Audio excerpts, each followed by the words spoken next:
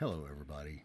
Brad Pointer here, and we've got another Rush reaction for you from an old Rush fan who's listening to Rush songs that he's never heard before. For an explanation of why that's possible, click on the link up there, and that'll explain some things to you.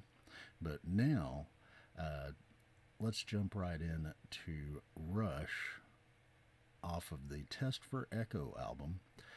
This is the second song on the album. We listened to the first and really enjoyed it. So here's the second, and without any further ado, this is called Driven. Now, for real, without any further ado.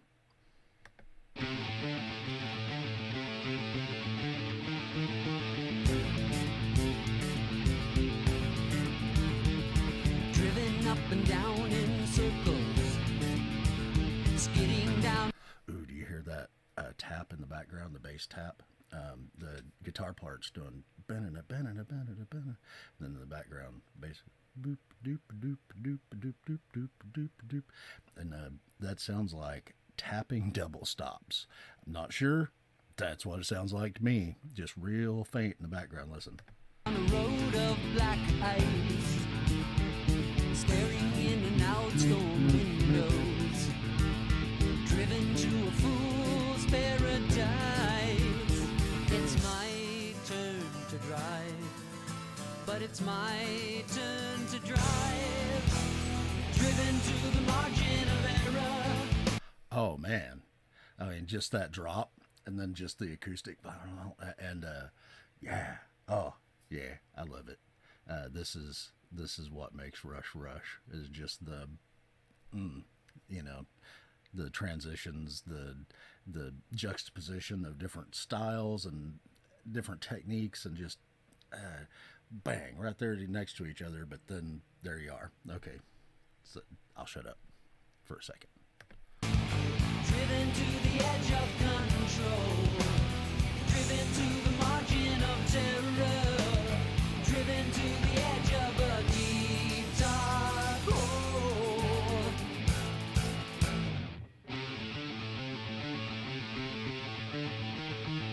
Driven day and night in circles, spinning like a whirlwind of leaves, stealing in and out back alleys, driven to another den of thieves.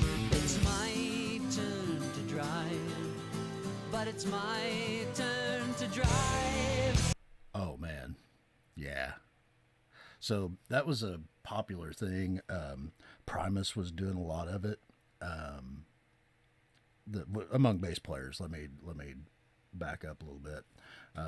Among bass players, the double stops and the taps, the tapping double stops, which pointed that out in the last song, that I thought I heard some double stops, but those were just regular, fingered, just blink, blink, blink, blink, and they do a little grabby.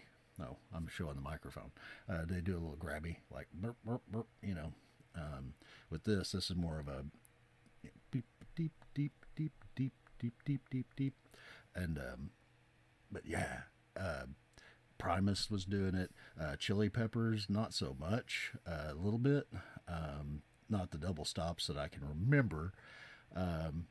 But there was a lot of innovative bass techniques. Victor Wooten from Bella Fleck and the Flecktones. You can. I hear that. That sounds like Geddy was like, "Ooh, what's that guy doing?" And then he made it his own, which is what Geddy does. Anyway, more music. Driven to the margin of error, driven to the edge of control, driven to the margin of terror, driven to the edge of a deep dark hole.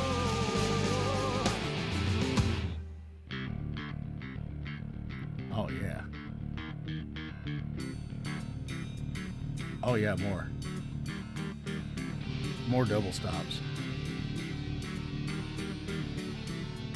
Oh yeah, you can definitely hear the I listen to Primus in there.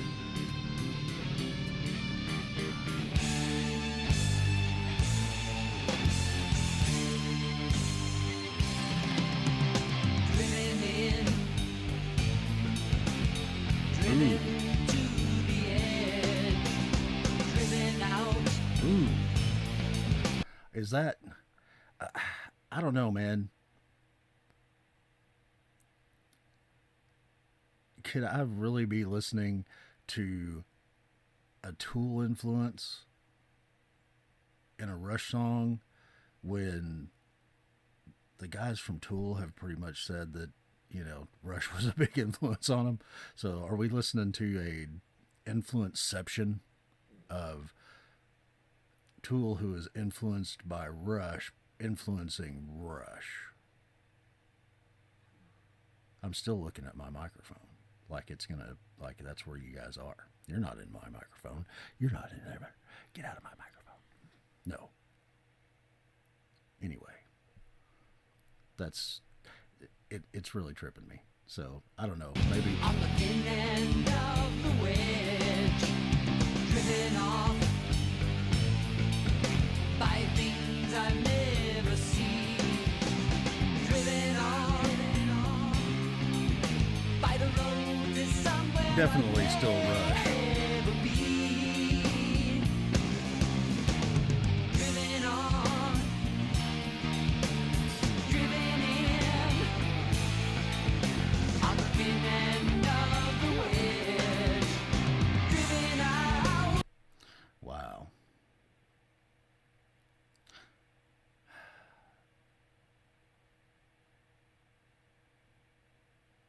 Yeah, I just don't know what to say. I mean, that's good. Okay.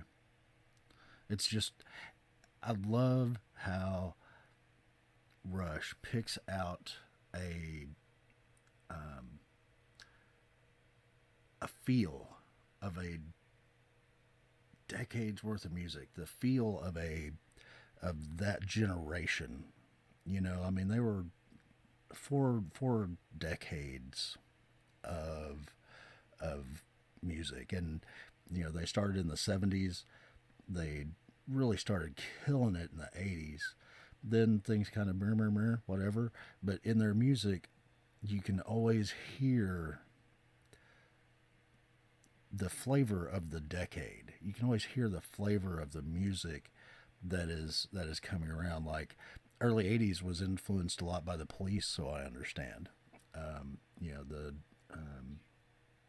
The recording style of it, that is, a lot of the drum sounds and things, they were really listening to the Police at that time and really taking inspiration from the way those drums sounded, not the technique or anything, but just the way it was recorded, the way that they made it happen. But yeah, I mean, it's just everything's so crisp and clean, but you can hear that decade. You can hear the 90s in the song, and I don't know, man, it's just weird. Anyway. Driven to the edge. It's my turn to drive, but it's my turn to drive.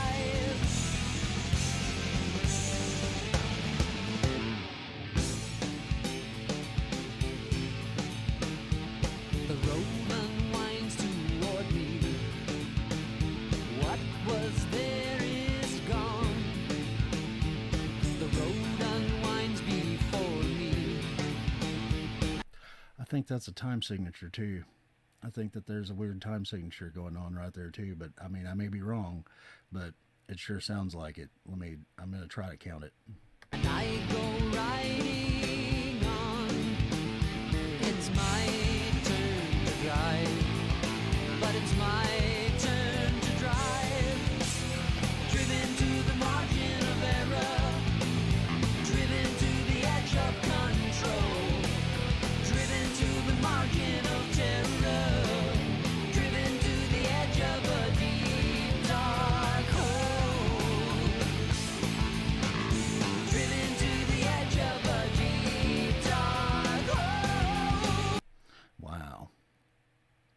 And the lyrics too, man.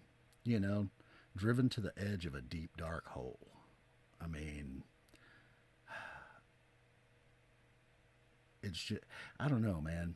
I'd have to listen to it a few times to get meaning out of it, because with Rush songs, man, it's not a lot of times it's not a handed to you meaning. A lot of times it is. I mean, there are some songs, you know, Free Will, um, the Spirit Radio. There's another one that's, you know, got some of that, um, you know, that lesson, that moral in there. That's you know, not really buried, but some of them, man, you know, you're listening and you're like, oh, that's pre-words, you know, that's really interesting rhymes, and then you get to listening, and some of them can have different meanings depending on who you are.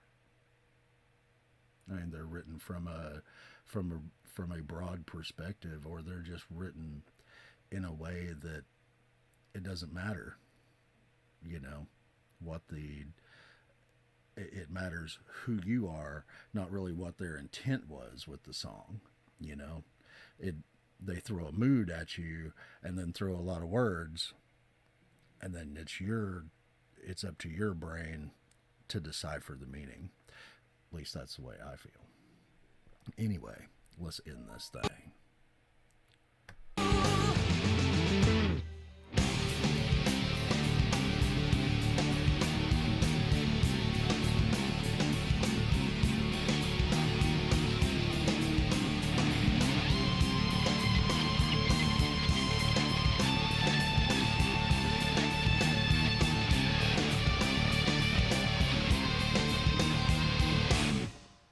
That's multiple time signatures, man. That's just gotta be some multiple time signatures in there.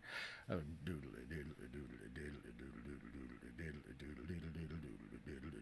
mean, I don't know, man. I don't know. It's been a long time since I've tried to do any counting of beats in a song, but that sounds like multiple time signatures, maybe a 5/4 with a 6/8 kick. I don't know. I don't know. I wasn't able to count it. I mean, that was the. There you go. Luckily, I'm not a drummer. I'm a bass player. So as long as the drummer had it down, I think I could. Okay, eventually. I mean, that would throw me. I mean, you saw I was just trying to air tap and I was off. You know, so it's yeah. God, the fact that these guys never stopped growing.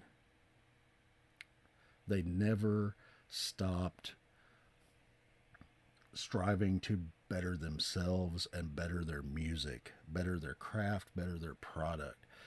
And the fact that they didn't treat it like a product, they treated it like, you know, their art. Then, because it is, you know, they're artists. You know, there are people who are musicians who it's their job. You know, the studio guys, of course, you know, that's one thing. There's been some great, hugely creative studio musicians that, you know, influenced the world without even, you know, I mean, I think her name's Carol Kay. Is that her name? I can't remember, man. Bass player, gods forgive me, but just a astounding studio bassist.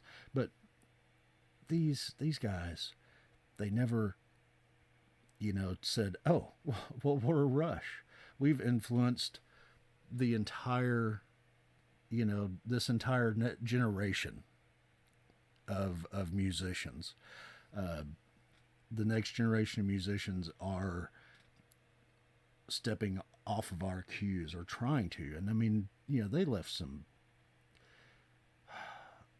giant footprints to try to walk in, you know. I mean, some of those things you just don't do. You know, there are some songs that nobody will ever be able to play like Neil Peart played them.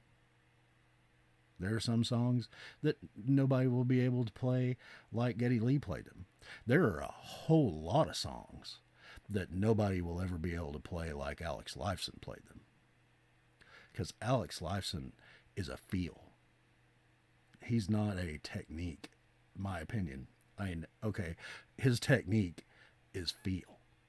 his technique is the, I don't know, man. It's just, it, I don't see how anybody could really replicate that sound and that I don't know, that soul heart, that's in his guitar parts, um, with any kind of faithfulness. I've heard some really good covers, but it's always the guitar that, because the drums are very technical, very laid out, um, very difficult, but also very technical and very laid out.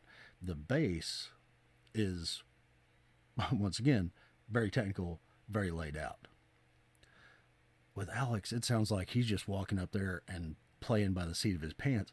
I still felt that way listening to him to play stuff from 2112 in whatever that the live show. Oh, the live show that they did, one of their live shows where they played 2112, and it was just like, it still felt like, even though I'd heard it 1,000 times, listening to him go out there, it felt like he just walked up and started making noise with that thing. That was beautiful. And there was, but no, he's played that song 8,000 times and it still sounds like he's making it up as he's going along. There is an art to that. A lot of people say Alex Lifeson is the most underrated guitar player. I don't know about that. I think a lot of people appreciate what he brought to that trio, but I do think that a lot of people don't get how hard it would be to make it sound like it's the first, you're improving.